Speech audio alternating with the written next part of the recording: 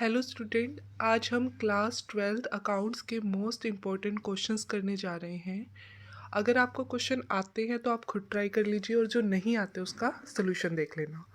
First question है। First question में आपको वर्किंग कैपिटल कितनी दे रखी है 36,000। करंट रेशो दे रखा है 2.8:1। इन्वेंट्री दे रखी है 16,000। आपने क्या कैलकुलेट करना है? Current assets, current liability and quick ratio. तो देखिए, आपको हर चीज़ के फॉर्मूले पता होने चाहिए। अगर हम वर्किंग कैपिटल की बात करते हैं, इसका फॉर्मूला होता है current assets minus current liability. Current ratio की बात करते हैं, इसका फॉर्मूला होता है करंट एसेट्स अपॉन में करंट लाइबिलिटी। अगर आप निकालना क्या आपने क्विक रेशो, तो इसका फॉर्मूला होता है क्विक एसेट्स या फिर लिक्विड एसेट्स अपॉन में करंट लाइबिलिटी। और लिक्विड एसेट्स कैसे निकलती है? अगर हम करंट एसेट्स में से क्या माइनस कर देते हैं? इन्वेंट्री। तो अब हम क्वेश्चन की तरफ चलते हैं। क्वेश्चन में हमें क्या दे रखा है? करंट रेशो दे रखा है 2.8 अपॉन में 1। हम क्या करेंगे? करंट लाइबिलिटी को क्या मान लेंगे? एक्स। क्रॉस मल्टीप्लाई करना तो करंट एसेट्स क्या आ जाएगी? 2.8x। वर्किंग कैपिटल क्या दे रखी है? 36,000। पुट कर दीजिए। करंट एसेट्स है 2.8x माइनस करंट लाइबिलिटी है x। तो 2.8x में से x क्या, तो क्या बच गया? 1.8x। जो चीज़ मल्टीप्लाई में है किस में चल जाएगी? डिवाइड में। x इक्वल टू 36 अपॉन में 1.8। सॉर्ट आउट करोगे तो आंसर क्या आ जाएगा? 20,000। x क्या थी आपकी? Current liability. यानी करंट लाइबिलिटी कितनी निकल गई है? 20,000। फर्स्ट चीज़ तो हमारी क्लियर होगी। नेक्स्ट क्या है? Current assets. वो क्या है? 2.8 मल्टीप्लाई एक्स। एक्स क्या निकला आपका? 20,000। 2.8 को 20,000 से मल्टीप्लाई करोगे तो करंट एसेट्स आ जाएगी 56,000। नेक्स्ट पूछ रखा है क्विक रेशो। फॉर्मूला पता ही है, करंट एसेट्स अपॉन में current liability, sorry, quick assets upon में करंट लाइबिलिटी। तो क्विक एसेट्स क्या, लिक्विड एसेट्स कैसे निकलती है? अगर हम करंट एसेट्स में से क्या माइनस कर देंगे? इन्वेंट्री। करंट एसेट्स कितनी थी? 56,000। इन्वेंट्री क्वेश्चन में गिवन है 16,000। माइनस करेंगे तो क्या आ जाएगी? 40,000। तो ऊपर क्या पुट कर देंगे? न्यूमिनेटर की जगह 40,000 और डिनोमिनेटर जगह करंट लाइबिलिटी कितनी है? एक्स यानी 20,000। दोनों को डिवाइड करेंगे तो क्या आ जाएगा? 2:1। नेक्स्ट क्वेश्चन में आपको क्या दे रखा है? आपको करंट एसेट्स दे रखी है 15 लाख। रेशो दे रखा है 2.5। लिक्विड रेशो दे रखा है 0.85। हमें कैलकुलेट क्या करनी है? करंट लाइबिलिटी, लिक्विड एसेट्स और इन्वेंट्री। आपको फॉर्मूला पता है, current ratio equal to current assets upon में करंट लाइबिलिटी। करंट रेशो क्या है? 2.5 इक्वल टू करंट एसेट्स क्या है? 15 लाख। क्रॉस मल्टीप्लाई करेंगे, ये 2.5 डिनोमिनेटर की जगह आ जाएगा। 15 लाख को 2.5 से डिवाइड करेंगे तो आंसर क्या आ जाएगा? 6 लाख। नेक्स्ट इन्होंने क्या पूछ रखा है? Liquid assets. लिक्विड एसेट्स आप निकालेंगे फॉर्मूले से, लिक्विड रेशो या फिर quick ratio equal to liquid assets upon में current liability. Liquid assets as it is put करेंगे। रेशो दे रखा है 0.85। करंट लाइबिलिटी आपने अभी 6 लाख निकाली है, क्रॉस मल्टीप्लाई करेंगे तो आपको लिक्विड एसेट्स कितनी आ जाएगी? 5,10,000। अब इस क्वेश्चन में क्या निकालनी है? इन्वेंट्री। इन्वेंट्री का फॉर्मूला क्या होता है? Current assets minus liquid assets. तो 15 लाख माइनस 5,10,000 इक्वल टू 9,90,000। जो फर्स्ट क्वेश्चन किया था उसमें आपने लिक्विड एसेट्स निकाली थी और इस क्वेश्चन में आपने इन्वेंट्री निकाली थी। क्रॉस करके भी आ सकते हैं question. Next question most important है ये, डेप्ट इक्विटी रेशो। डेप्ट इक्विटी रेशो का फॉर्मूला क्या होता है जो कैलकुलेट करना है? डेप्ट अपॉन में इक्विटी। डेप्ट का मतलब क्या होता है? Long term liability. और इक्विटी का फॉर्मूला क्या होता है? शेयर होल्डर फंड इक्विटी को बोलते हैं। तो बेटा ये हर बार ना अलग अलग तरीके से निकलते होते हैं। जो क्वेश्चन में गिवन है उसके बेस पे डिसीजन लेंगे। डेप्ट कैसे निकलेंगे? अगर हम टोटल डेप्ट में से करंट लाइबिलिटी को माइनस कर देंगे, मतलब आपका टोटल डेप्ट जितना आपने पेमेंट करना है उसमें से करंट लाइबिलिटी यानी जो पेमेंट आपने 1 ईयर के अंडर पेमेंट करनी है वो आप माइनस कर देते हैं तो आपके क्या निकल जाते हैं? लॉन्ग टर्म लाइबिलिटी निकल जाती है, डेप्ट। तो हमें क्वेश्चन में क्या दे रखा है? 2,50,000 है, सॉरी यहाँ पे एक जीरो एक्स्ट्रा लग गया है, 2,50,000 ये आ जाएगा, माइनस करंट लाइबिलिटी 80,000 दे रखी है, दोनों को डिडक्ट करोगे तो क्या आएगा 1,70,000। हमें डेप्ट तो पता चल गया। इक्विटी कैसे निकालेंगे? टोटल एसेट्स में से अगर हम सारे डेप्ट माइनस कर देते हैं तो शेयर होल्डर के फंड्स बच जाते हैं। टोटल एसेट्स कितनी है? 3,50,000। डेप्ट अभी पता ही है 2,50,000, दोनों को माइनस कर देंगे। तो आपने डेप्ट इक्विटी रेशियो लिखना है, डेप्ट अपॉन में इक्विटी। डेप्ट कितने हैं? 1,70,000। इक्विटी कितनी है? 1,00,000। दोनों को डिवाइड करेंगे तो रेशियो निकल जाएगा 1.7:1। नेक्स्ट क्वेश्चन देखिए, ये भी क्वेश्चन किस पे है? डेप्ट इक्विटी रेशियो पे है। तो फॉर्मूला क्या होता है अभी सीखा है, डेप्ट अपॉन में इक्विटी। और आपको ये बातें ध्यान में रखनी है कि डेप्ट हम अलग अलग तरीके से निकालते हैं। जैसे इसमें देखिए लॉन्ग टर्म ब्रोइंग और लॉन्ग टर्म प्रोविजन दे रखा है, तो दोनों को ऐड कर देंगे तो लॉन्ग टर्म लाइबिलिटी पता चल जाएगी। तो वो कितना आ जाएगा? ये दे रखी है 8 लाख बोरोइंग और प्रोविजन 4 लाख दे रखा है, यानी डेप्ट कितने का हो गया? टोटल 12 लाख का। और आपने क्या करना है? इक्विटी। इक्विटी मतलब share holder fund. Total equity कैसे निकलती है? अगर हम नॉन करंट एसेट्स और करंट एसेट्स को ऐड कर देंगे, यानी हम टोटल एसेट्स निकाल रहे हैं, उसमें से हम डेप्ट और करंट लाइबिलिटी दोनों डिडक्ट कर देते हैं, तो हमारी क्या निकलती है? इक्विटी। अब देखिए नॉन करंट एसेट्स कितनी है? 14,40,000।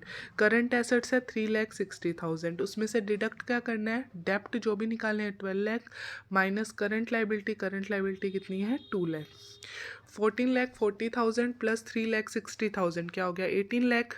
और 12 लाख और 2 लाख क्या हो गया? 14 लाख। दोनों को डिडक्ट करोगे तो क्या आ जाएगा? 4 लाख। आप डेप्ट इक्विटी रेशो निकाल रहे हैं तो डेप्ट अपॉन में इक्विटी, यानी डेप्ट कितना है? 12 लाख, इक्विटी है 4 लाख। डेप्ट अपॉन में इक्विटी यानी 12 लाख अपॉन में 4 लाख, 3:1। नेक्स्ट क्वेश्चन आपको दे रखा है cost of revenue from operation दे रखे हैं 5 लाख, ओपनिंग स्टॉक दे रखा है 40,000, क्लोजिंग दे रखा है 60,000। आपने इन्वेंट्री टर्नओवर रेशियो निकालना है। इन्वेंट्री टर्नओवर रेशियो का फॉर्मूला होता है cost of revenue from operation upon में एवरेज स्टॉक। तो आपको क्वेश्चन में गिवन ही है cost of revenue from operation 5 lakh, दिक्कत नहीं है। एवरेज स्टॉक कैसे निकालेंगे? Opening stock plus closing stock divide by 2। Opening stock कितना दे रखा है? 40,000। क्लोजिंग स्टॉक कितना दे रखा है? 60,000। दोनों को ऐड करेंगे, सॉरी ये पूरा दोनों के नीचे आएगा, तो 40,000 प्लस 60,000 दोनों को अपॉन में 2 कर देंगे तो 1 लाख अपॉन में 2 यानी 50,000। हमने क्या निकालना है? Inventory turnover ratio. तो आपका फॉर्मूला पता है cost of revenue from operation, question में गिवन है 5 लाख अपॉन में एवरेज स्टॉक पता है 50,000। दोनों को डिवाइड कर दोगे तो आंसर क्या आ जाएगा? 10 टाइम्स। नेक्स्ट क्वेश्चन है वर्किंग कैपिटल टर्नओवर रेशो निकालना है। ध्यान से देखिए, इसका फॉर्मूला होता है रिवेन्यू फ्रॉम ऑपरेशन अपॉन में net working capital. Revenue from operation का दूसरा नाम क्या है? Net cell. कैसे निकलती है? सेल कैसे पता होती है? जो हमारी कैश में सेल है प्लस हमारी जो क्रेडिट में सेल है माइनस उनका रिटर्न, सेल्स रिटर्न।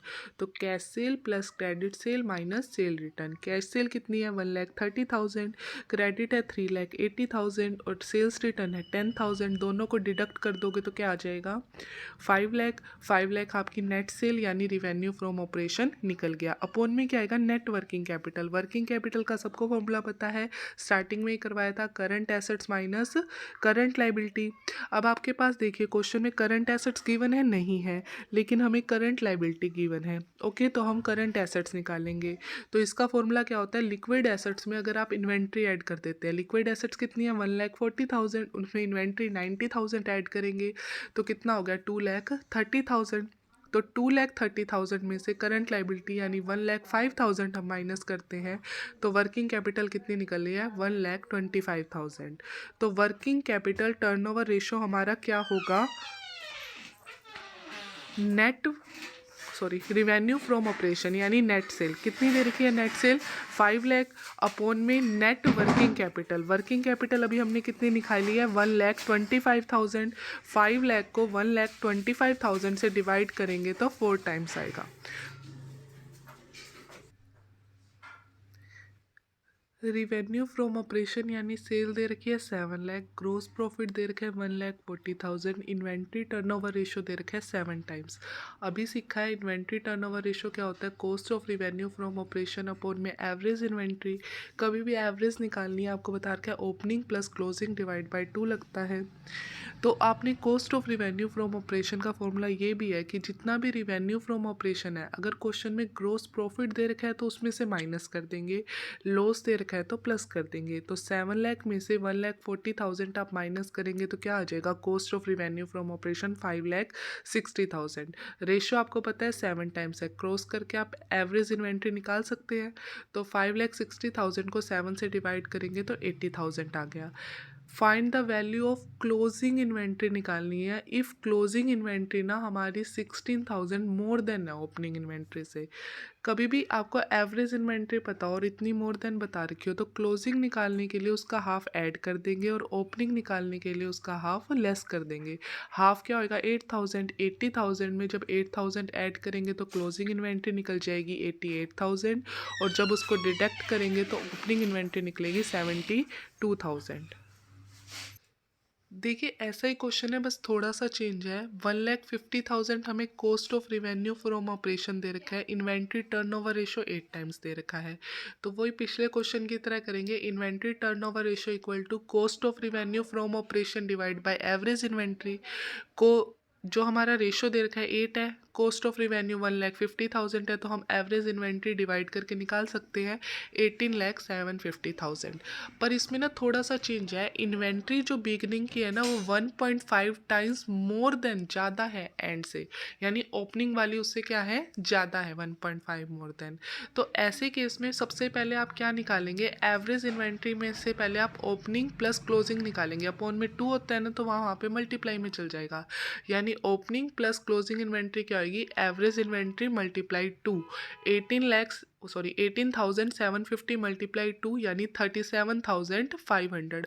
वो उससे ज़्यादा है तो एक को उसको 1 मान लेंगे, 1.5 ज़्यादा है तो 1 प्लस 1.5 यानी 2.5 रेशो 1 बन जाएगा।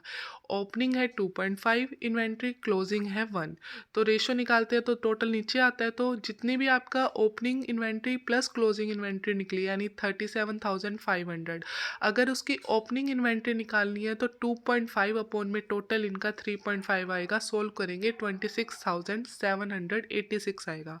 अगर क्लोजिंग निकालनी है तो 1 अपॉन में 3.5 आएगा, तो ये आ जाएगी 10,740। थोड़ा सा चेंज हो जाएगा बस क्वेश्चन में, आपने वर्डिंग पढ़नी है इनकी।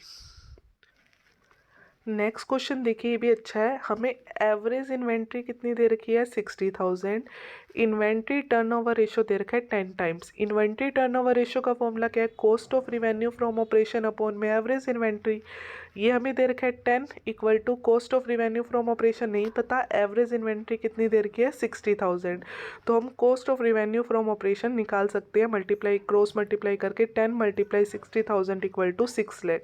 अब इसमें ध्यान देखिए, goods are sold at a profit of 10% on cost. 10% extra है, टोटल होती है 100%, 10 एक्स्ट्रा है तो 110, 100 प्लस 10 इक्वल टू 110। तो सेलिंग प्राइस क्या हो जाएगा 6 लाख, जो अपना cost of revenue from operation निकला है, मल्टीप्लाई 1/110 अपॉन में 100 यानी 6,60,000। हमें क्या निकालना है, प्रॉफिट। प्रॉफिट कैसे निकलता है, सेलिंग प्राइस में से अगर हम cost of revenue from operation minus कर देते हैं, तो 6,60,000 में से अगर आप 6 लाख माइनस करेंगे तो ग्रोस प्रॉफिट कितना निकल जाएगा 60,000।